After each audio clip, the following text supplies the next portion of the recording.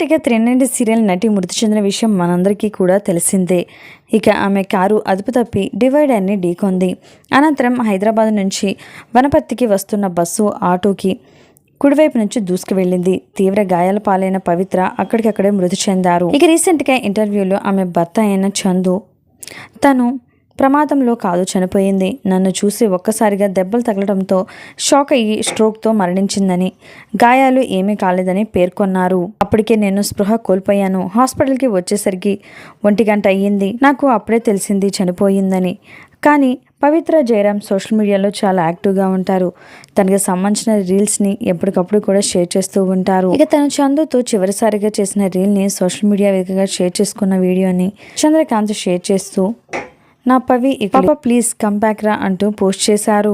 త్రినేని serial fans అందరూ కూడా తిలోత్తమ లేకపోవడంతో చాలా బాధపడుతూ కామెంట్స్ కూడా పెడుతున్నారు. మరి ఈ వీడియో పట్ల మీ అభిప్రాయాన్ని తప్పకుండా కామెంట్స్ ద్వారా తెలియచేయండి.